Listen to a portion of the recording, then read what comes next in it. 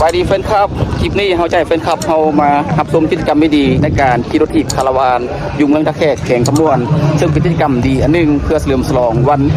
กรรมกรสากลและกิจกรรมนี้จะขี่รถถีบไปประมาณนะหรือว่า50 กิโลเมตร50 กิโลเมตรถือว่าจะไปเบิ่งกิจกรรมคุณกองแรงนะไปทางกิจกรรมแรงซึ่งจะเป็นสถานที่ท่องเที่ยวใหม่ที่กำลังจะเปิดในไวๆนี้คิดว่ายูทูบเบอร์เขาประมาณสักถ้ามิดก็ไปเอาข้าวตอนเขาขึ้นก้าวฮะเอาเลยเอาแล้วป่ะเอาจะโป้ยสัญญาเกี่ยมพร้อม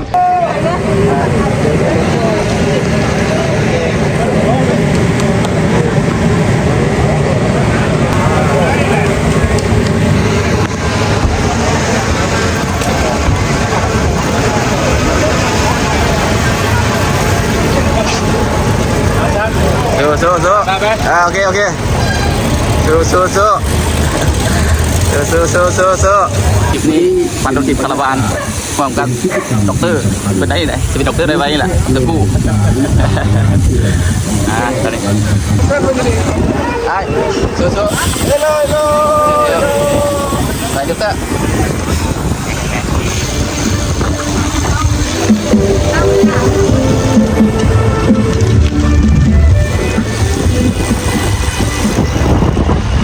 สวัสดีบรรดาท่านเมืองพี่น้องสาวแต่วันนี้เป็นบรรยากาศเป็นกิจกรรมที่สำคัญโดยเฉพาะในการสร้างงานเพื่อทำรับต้นวันสำคัญของชาติจุดยอดสุดยอดมาเลย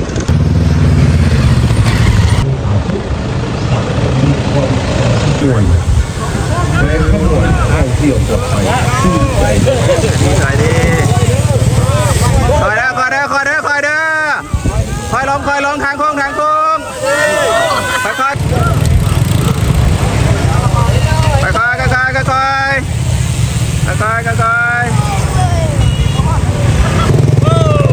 ยัดไปเลยขึ้นภูละขึ้นภูน้อยเดินขบวนการง่ายหลายนะหลายขึ้นนะนี่ครับขนาดเดียวกันแข่งด้วยยังกินตรีกลางคืนค่อยงามหลายภาพเฉลิมฉลองวันกรรมกรสากลครบรอบ139 ปีที่นำนะขบวนครั้งนี้เป็นคณะนำขันแข่งขบวนหรือว่าจะเป็นขบวนการง่ายนะเป็นกิจกรรมดีๆเรื่องให้แก่สาวนุ่มเยาวชนหันมาเล่นกีฬาไปชอบแม่เล่นกีฬาเพื่อสุขภาพนี่ทางกันนะนำขันแข่งเพื่อนกันยอดเลยหันเจ้าแข่งเพื่อนเก่งเลยถ้าจะแข่งเขานี่สุดยอดเลยถ้าจะแข่งขบวนผ่านคอนี่ไปแล้วยอดนี่เป็นกิจกรรมดีๆอากาศยามเช้าดีหลายอากาศยามเช้าดิสุดยอดเลยสู้สบายดีโอเคเห็นไหมคือว่าคอยดีผ่านไปค่อยนึงยังมี2-3ค่อยกิจกรรมดีสิ่งหนึ่งนะถือว่านี่เป็นกิจกรรมดีของเมืองท่าแขกแข่งขบวนที่ได้จัดกิจกรรมเฉลิมฉลองวันกรรมกรสากลครบรอบ139 ปีและการปั่นครั้งนี้จะเป็นปั่นไปขุนกองแรงซึ่งระยะทางก็ไกลหลายสมควร50 กว่ากิโลเมตรนะถือว่าเราจะได้เบิ่งว่าบรรยากาศเป็นยังไงชุมชนเป็นยังไงเขาจะเห็นกันในวัยนี้เนาะทอดจุดที่1นะจุดพักที่1ตอนนี้โอเค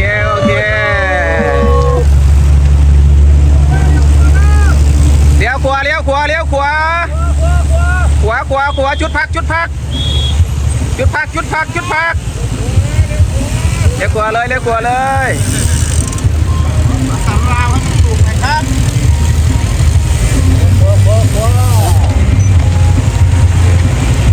ทางเจ้าหน้าที่เพื่อการอำนวยความสะดวกตามเส้นทางนี่เป็นจุดขวามิตรภาพของแข่งขบวนระหว่างแข่งขบวนกับนครพนมเนาะเป็นจุดโอเคเศรษฐกิจพิเศษของแข่งขบวนเนาะก็ได้เป็นจุดพักจุดที่1ของนักปั่นรถถีบของชาวแข่งขบวนและการปั่นครั้งนี้ก็มีหลายแข่งขบวนเช่นแข่งบริคำไซแข่งสวนเขตนครหลวงเวียงจันทร์เนาะและแข่งขบวนกิจกรรมยามเช้าคือมาไปแล้วครั้งเป็นชุดที่2ของทีมงานคาราวานของแข่งขบวน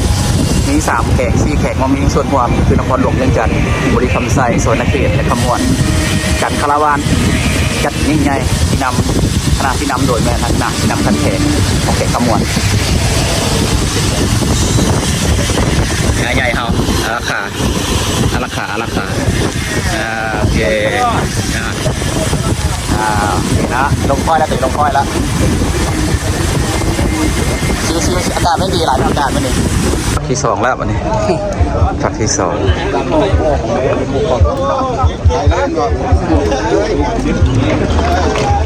ก็คือ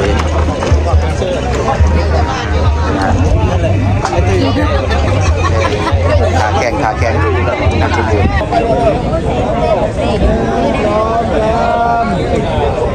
บูโค้ดเลยนะโค้ดเลย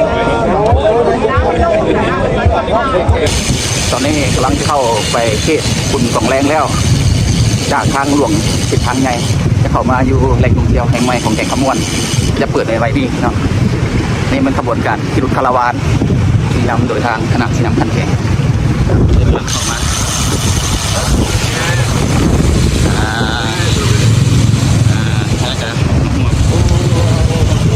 สามหนุ่มเยาวชนได้สามสนุมส่วนร่วมเนาะอันนี้เป็นแรงกระตุ้นเนาะแรงกระตุ้นให้สนุมเยาวชนหันมาเล่นกีฬาโอเคน้ำเติมก็ได้รุ่นเขาเนี่ยมันธรรมดาสุดยอดเนาะบริการปัดได้คนก็ได้ซ่อมตลอดทีมสโมสรเนี่ยไปสุดยอดนะโอเคโอ้เบิ่งเนาะต้นมากำลังมาหลายคนตอนนี้เนาะอีกขบวนต่อมาห่วมงานครั้งนี้300 กว่าคนเนาะกิจกรรมงานในครั้งนี้โอเคอันนี้ภาพธรรมชาติมีความงดงามภูผาประดุกนะขี่มาแบบชมวิวธรรมชาติก่อนจะเปิดเป็นแหล่งท่องเที่ยวแห่งใหม่ของแรงของเมืองแข่งขมวนของเขาอันนี้ทางทงนาเก็บเกี่ยวแล้วทางเก็บพอการปักดำนาในฤดูฝนร้านนี้เป็นภาพงดงามหลายเดี๋ยวพิงกับมังวมปลาบ่ได้กินซ่านะคนสุดยอดนี่บรรยากาศระวังคอเด้อมาที่ก็ทีมนำคันแข่งคันเจ้าแข่งแข่งเนาะทางหน้าสอบเป็นจอดมาดีกับเก็บตู้น้ำผ้าร่วมงานหนักเลยนะเดี๋ยวไปชิวๆน้ำกันหรือว่าปั่นอย่างมีความมันซื่นตอนนี้มาผูกกระทานเจ้าแข่งขมวนหรือว่าเพิ่นธรรมดาแข่งครับเจ้าแข่งสุดยอดเลยสุดยอดไรเด้อคันน้ำคันแข่งเพิ่นหรือว่ามาฮอตพี่กับหลายคนเนาะสนใจแล้วได้นะอันนี้ทำเจ้าแข่งเพิ่นโอเคทางมาข่าวเพิ่นก็นำทางมาเนาะเพื่อความปลอดภัยของนักปั่นเที่ยวจองเข้ามาแล้ว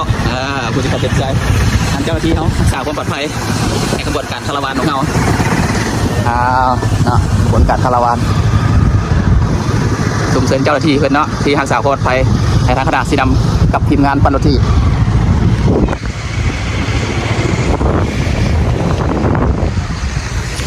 Okay, let's go. We go in the mountains, and you see this event is very important. As for leader in Khammon province, they come for a lead to cycling caravan for International Labor Days, anniversary 139 years. Okay, enjoy our trip soon. นี่ผู้ที่1ผู้ที่2สมบูรณ์ผู้ที่3เอาน้ำไปโอเคมาผู้ที่1ละนักแต่ว่าก็วิ่งได้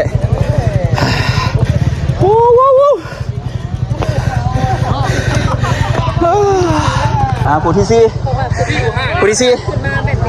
ขึ้นมาผู้ที่4ละผู้ที่4มาละ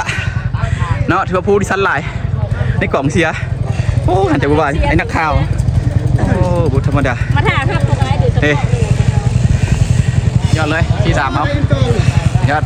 มาที่5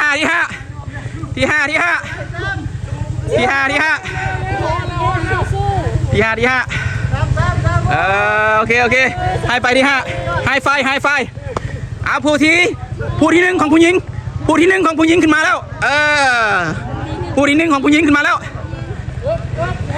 ได้ที่8ไปแข่งนครหลวงกันนะทีมสโมสรลูกสีโคตรเอาโอเคที่1ของผู้หญิงนะโอเค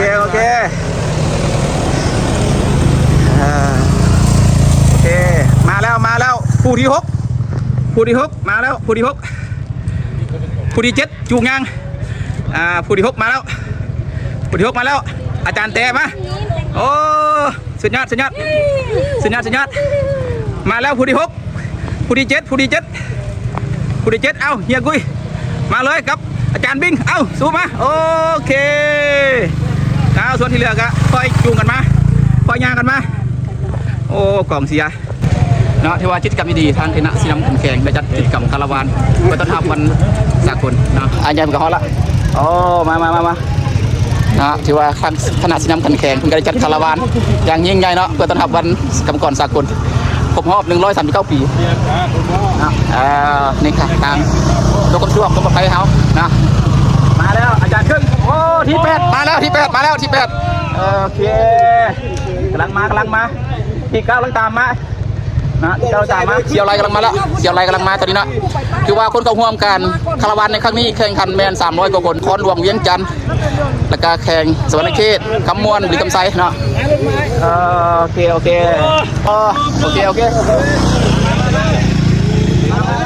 เสียความได้สั่งอะไรดินะเชื่อว่าทำประวัติศาสตร์มาคนที่1สุดยอดสมศักดิ์โดปัญญานำทางด้วยที่1นะแซมที่1สุกรได้ที่3ตัวที่1โอเคลูกทีโคตรไปเนี่ยคือได้อันโอ้มาโอ้ด็อกเตอร์สุดยอดเลยด็อกเตอร์สุดยอดนี่สบายมากคักเลย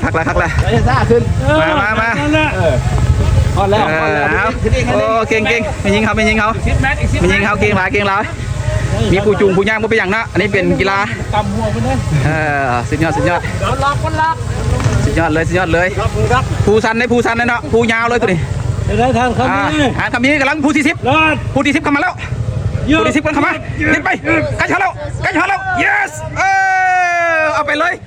ล้านกิบเอาไปเลยล้านกิบตามมาบริการมักเซลเฮาขับมาเลยเป็นผู้ที่22เอาไป2 ล้านกิบไปเลยนี่กองเสียเนาะกองเสียหลายกว่าคนกิบวันโนนพิสิทธิ์มานโนนพิสิทธิ์มานมาเลยเก่งลายสมเสยคนบุตรด่านเลยจูงก็ได้ชนะกันจูงได้ชนะกันพอจะขึ้นมาได้นะได้ชนะเบิดรางวัล10 ล้านกีบเข้ามาเลย10 ล้านกีบเข้ามาเลยโอ้เก่งโอ้ไอ้ไงว่าเก่งไหนสมเสยไอ้ไงโอ้ทางไงกับมาอีกเอาเข้ามาโอ้มาเลยโอ้5 ล้านกีบจัดไปแล้ว5 ล้านกีบไปแล้วโอ้จูงก็ได้บ่เป็นอย่างเนาะจูงก็ได้รางวัลจูงได้รางวัลรางวัลที่1 10 ล้านรางวัลที่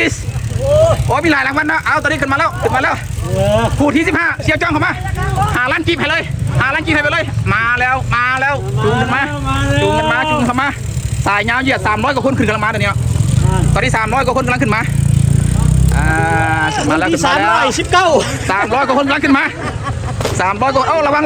แกฟูโซ่บข้ามที่รถนี่แหละทีมชาติอนาคตมาแล้วทีมชาติอนาคตมาแล้วไปเลยโย่สมเสยทำหน่อยยาวสุนเอาเก่งไรมาย่างเข้ามาใครย่างเส้นไซได้เหรียญเลยเนาะบุกขี่ก็ได้เข้ามาเลยจูงก็ได้5 ล้านกีบเข้ามาชื่อตายโอ้มาจูงก็ได้รางวัลเด้อรางวัลเก่งไรเก่งมาเก่งไรโอ้คักเลยอาจารย์เข้มจูงก็ได้รางวัล2 ล้านจูง2 ล้านมาจูงได้รางวัลเด้อมันไผ่บ่จูงหรือไปรางวัล มาเลยเนาะที่ว่าการแข่งขันครั้งนี้แมนสุดยอดหลายเนาะเชิงขี่มาแต่เมืองแขกแข่งขมวนเนาะมาฮอดจุดจอมพูจุดนี้ก็หลายลักมาเกือบเงินกับ40ลักแล้วเราตอนนี้เนาะถือว่ากระชอดเขตคุณของแรงละมาโอ้อาจารย์สุดยอดละครั้งแรกยังยาวเลยนี่แหละสุดยอดละเอาไปล้านนึงไก่ชน100 ล้านแล้วแจกอย่างเดียวแจกกันได้100 ล้านแจกกันได้100 ล้านโอเคมาเลยแจกกันได้100 ล้านมานี่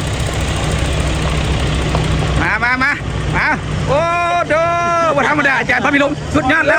เจ้าน่ะสุดยอดแล้วเจ้าหันโอ้ข้างละมาขึ้นนี่กับพี่นะ เอาไปยังมาเลยไอ้เฮิร์นเลย ที่ว่ารถทางคณะสีดำคันแข่งเป็นกระมาหอมเนาะเอาที่ว่าเป็นกำลังใจให้แกนักปั่นรถทีบสมาคมหลายสมาคมจากนครหลวงเวียงจันทร์จากสวนเขตจากแขกและก็ทำมวลสุดที่กำไซโอ้สมเสยสุดยอดเลยเดี๋ยวเลยเจ้าเที่ยวสบายดีโอ้ท่านดรเขาก็ได้ชนะโอ้10 ล้านไปเลยแจกไปเลยมาหัวหน้าเขาเก่งไรหัวหน้าเขานี่โอ้บ่ธรรมดาสมเสยเด้อสมเสย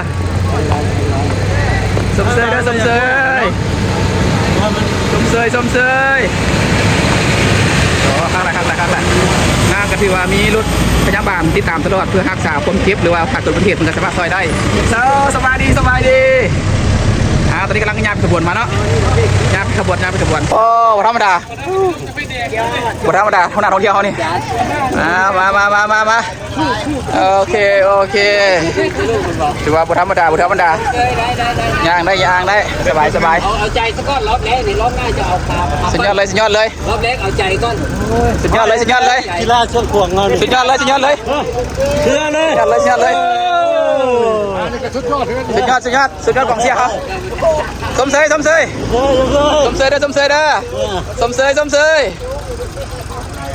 ระบายเลยสมเสยไม่ละใหญ่ค่ะสุดยอดอันนั้นวะโอ้8 ล้านเลยโอ้8 ล้านเลยเอาสมเสยไงสมเสยโอ้8 ล้านแบกล้านเลยเฮ้ยคือว่าทักละโอเคตอนนี้เข้าไปสู่ชาวบ้าน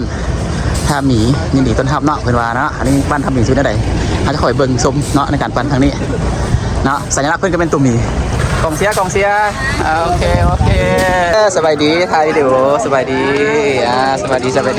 ชมเชยทางงามไปทางงามหลายชมเชยใ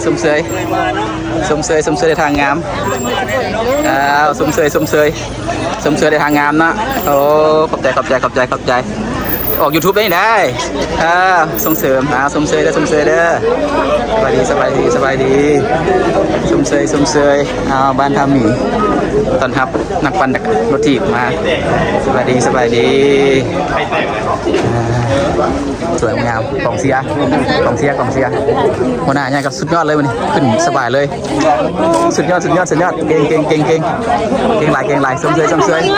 เก่งหลายชมเสยเด้อโอ้สวัสดียิงเขาดิเก่งหลายสุดยอดสุดยอด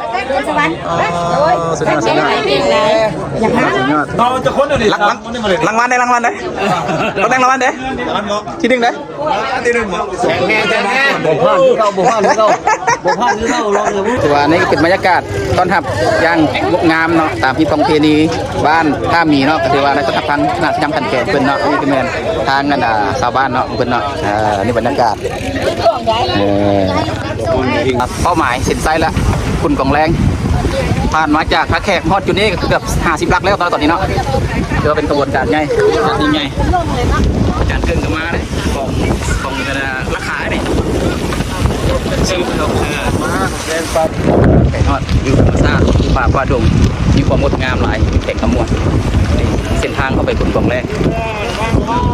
เดี๋ยวไป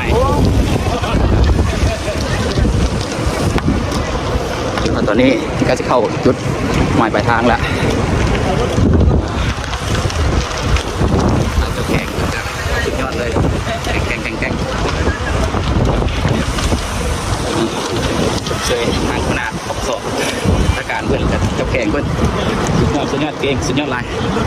นะถือว่าการนำพาทีมก็จะเป็นไซส์ละเจ้าแข่งสุดยอดเลยเจ้าแข่งคำวันทำโดยทางคณะนี่มันกิจกรร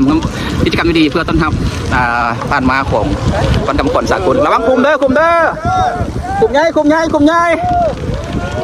ถือว่ากิจกรรมดีมาละกำลังมากระบวนการใหญ่นี่ขี่มาตะแคกที่เข้าคนตกแรง10 ลักแล้วตอนนี้เนาะกำลังเข้าทวนจุดหมายปลายทางขณะสีน้ำพื้นกำลังเข้ามาติดนะตัวเก่งหลายแข็งแห้งขณะสีดำแข็งขมวนว่าเขาเขตบ้านไอ้เจ้าถุงหนองแรงแล้วนะตอนนี้แบบใหญ่ถือว่าเป็นกิจกรรมที่ดีหนึ่งที่จัดขึ้นจากคณะสีน้ำขันแข่งขมวนได้พาทีมงานนักปั่นรถทีบหลายสโมสรอยู่แข่งขมวนนอกนั้นก็ยังได้มีสโมสรจันทร์คอนหลวงเวียงจันทร์และก็สวรรณเขตบุรีคำไซได้เข้าร่วมกิจกรรมอยู่แข่งขมวนเป็นกิจกรรมที่ดีเพื่อเปิดปีท่องเที่ยวเปิดวันแรงท่องเที่ยวใหม่ของแข่งขมวนเนาะกำลังจัดสรรที่จะเปิดในวัยนี้คือคุณของแรงเป็นสถานที่หนึ่งที่รักษาอนุรักษ์สิ่งแวดล้อมแล้วก็มีธรรมชาติที่งดงามเนาะเชิญชวนมาเที่ยวแข่งขมวนเฮาเด้อมามวนน้ำกันมามวนน้ำเดียวสโลแกนเนาะมวนน้ำเดียวถือว่าสองฝากทางมีความงามไปด้วยธรรมชาติต้นไม้ตาคอยดูเนาะต้นไม้นี่ชาวบ้านสบายดีนี่ถือว่าพ่อแม่ประชาชนเรากระบวนการขี่รถคาราวานเป็นเนาะถือว่าเฮากระชิฮอดคุณของแรงแล้วตอนนี้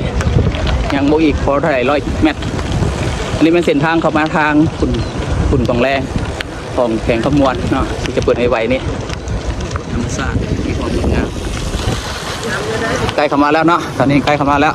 กระบวนการใหญ่ปั่นจากท่าแขกคุณของแรงประมาณ50 กิโลเมตรหรือว่าภูผาป่าไม้มีความงดงามอุดมสมบูรณ์หลายเนาะที่เขตส่วนนี้ไปแล้วไปทอดคุณของแรงละทางไอ้ใหญ่เพื่อนกันนำพาทางนักแข่งเพื่อนเนี่ยผมสักการเพื่อนไกลแล้วเส้นไซแล้วฮอตเส้นไซแล้วฮอตแล้วเด้อ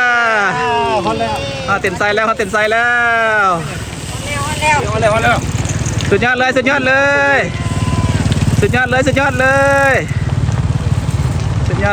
ลยเข้ามาเลยเข้าเส้นไซ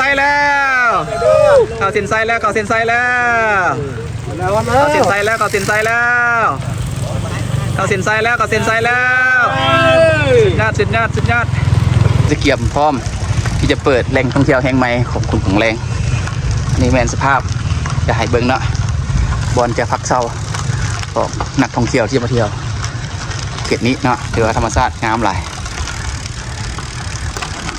จุดนี้เป็นจุดที่งดงามจุดหนึ่งบนผัก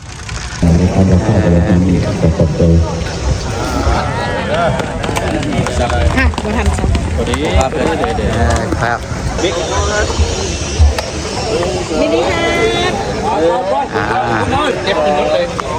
ขบวนขี่รถที่เพื่อคณะขับต้อน3 วันประวัติศาสตร์และวันเฉลิมฉลองวันกรรมกรสากลครบรอบ139 ปีนะคือจัดที่คุณของแรงตอนนี้เขาจะเข้าไปเบิ่งจุดชมวิวที่สูงที่สุดของคุณของแรงนะแต่ว่านี่ก็เป็นสถานที่หนึ่งกำลังจะเปิดมาในวัยนี้เนาะยุคแข่งขมวนเป็นกิจกรรมที่ดีที่กำลังจะเปิดนะนี่ก็เป็นจุดกว่าเนาะกว่าที่จะพาหาจุดชมวิวนี่มันงามได้มาฮอดจุดนี้ได้นะเนาะบ่เป็นของง่ายเนาะเพราะฉะนั้นขอเชิญทุกท่านเลยเนาะทั้งอยู่ทั้งนอกพูดทั้งฟังพูดกันขอเชิญเลยเด้อมาเด้อเจ้าเด้อกับเตือนแพงขอเยียนท่านวันไซพองสวรรค์ท่านเจ้าแขวงขอเยียนท่านบุญมีประธานสภาขอเยียนท่านห้องเลขาท่านห้องเจ้าแขวงท่านเจ้าเมืองหัวหน้าแผนกประชาชนเจ้าของแขกที่มีเกียรติทุกท่านที่ได้เข้ามาห่วง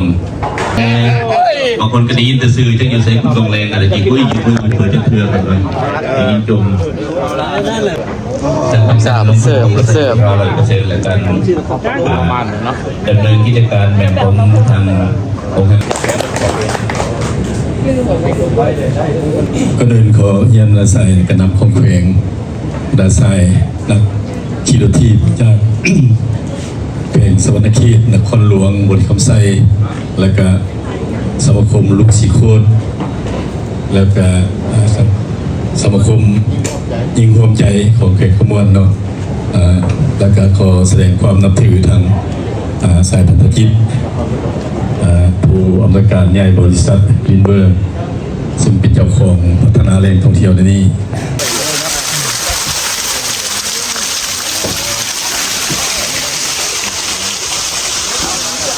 จุดใจกลางละ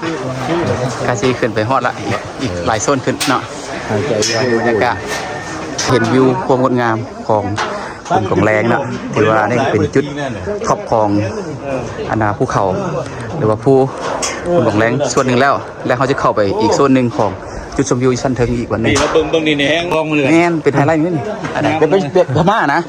แม่นคณะตกแต่งเป็นพม่าเลยแหละงามเลยจุดไฮไลท์เนาะถือว่าผู้งวนโบล่มเลยตีน่ะเหลือน้อยเดียวแต่โบล่มคล้ายคือกับอยู่พม่าเนาะมันก็มีแบบนี้ชูเป้าไม่ได้ในบรรยากาศตอนเช้าเด้อบรรยากาศมาชมคุณของแรง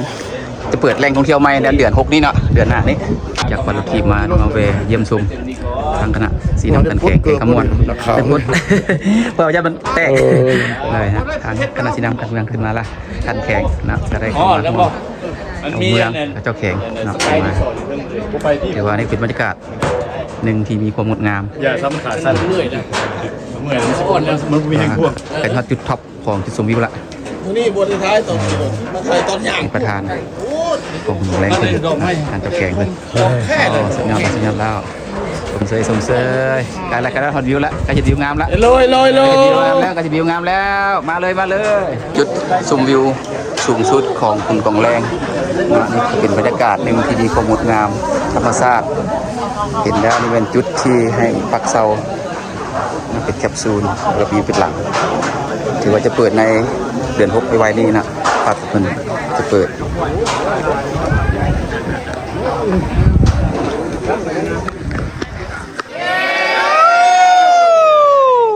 ข้างหลายสมเสยยาวแอดเวนเจอร์การไต่ขัวสิครับอีกจุดหนึ่งเป็นจุดไฮไลท์หนึ่งจะมีไต่แบบวิบากไต่แบบแอดเวนเจอร์เนาะถือว่านี่เป็นขุนของแรงที่มีสิ่งงดงามที่จะเปิดในเดือน6นี้ so this is spotlight for กองแรง will open soon officially in June next month so it's very good view in the top of the mountain when you visit Khamwon don't forget visit ขุนกองแรง is very top view very beautiful see how it's adventurous งามจุดงามสุดเลยเป็นแอดเวนเจอร์นะตัวนี้เป็นด้านด้าน2เป็นด้านที่ยากเนาะเป็นด้านที่ยากได้เนาะเที่ยวอยู่สวรรค์เท่านี้มาแล้วผู้หญิงแอดเวนเจอร์มาแล้วสุดยอดผ่านมาแล้วโอ้สุดยอดรู้สึกยังไงขาสั่นหน่อยนึงโอเคลองมันนะso this second bridge is really adventure and make more excited for walk across to another one let's see how it look like how you feel จุดนี้จะเป็นจุดท้าทายนิดนึงเนาะการข้ามไปแบบต้องมีความระวังถ้าไปหัวใจบ่ดีอาจจะมีความเสี่ยงอาจจะเป็นอะไรเนาะถือว่ามาฮอดจุดนี้ก็สิสำเร็จแล้วเนาะถือว่ามาฮอดจุดแอดเวนเจอร์ได้ยังไงท้าทายหลาย so excited for walk around here see how it look like our team enjoy with adventure คุณกองแรง in Khamwon provinceสุดยอดว้าวพิชิตแล้วเว้ยเห็นว่าพิชิตแล้วเว้ยขึ้นมาเทิงนี้เป็นวิวธรรมชาติมีความงดงามหลายนะถือว่านี่ข้างหลังเขาเป็นจุดพักผ่อนจุดชมวิวพักผ่อนได้เป็นจุดไฮไลท์หนึ่งที่จะเป็นโยกเยกเป็นขัวโยกเยกขัวที่3ของคุณของแรง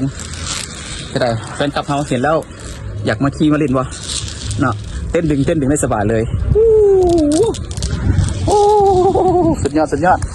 ว้าวไปมาแข่งขมวนอย่าลืมมาคุณกองแรงจุดไฮไลท์หลายเป็นแอดเวนเจอร์หลาย เขินเนาะวู้วู้เย้มาเด้อมวนขอขอบใจไลน์แฟนครับเตรียมชมคลิปจนจบหวังว่าคลิปนี้จะเป็นคลิปหนึ่งจะเป็นแรงบันดาลใจให้กับสาวหนุ่มเยาวชนหรือว่าคนที่สนใจจากเล่นกีฬาประเภทใดประเภทหนึ่งถ้าบ่มีตัวใดที่จะสนใจก็ลองมาศึกษาหรือลองมาเล่นปั่นรถถีบเบิ่งเขาจะมีความสนใจและมีความมักถ้าได้ลองปั่นรถถีบแล้วปั่นรถถีบก็มีหลายอย่างที่ดีต่อกับร่างกายและสุขภาพและพบหมู่เพื่อนใหม่หลากหลายอาชีพหรือหลากหลายคนที่ได้อยู่ร่วมงานกัน Thank you for fan club watching this clip. Hopefully this clip will be inspire people who don't interested to cycling or exercise. Please come to try cycling and then you will get more benefit and more healthy and you will meet new friends in the cycling on the way. Don't forget to visit Khammon province. Many natural very beautiful and very adventure. If you visit Khammon, you will love and you will cannot forget about for the good view, good people, good environment. So please come.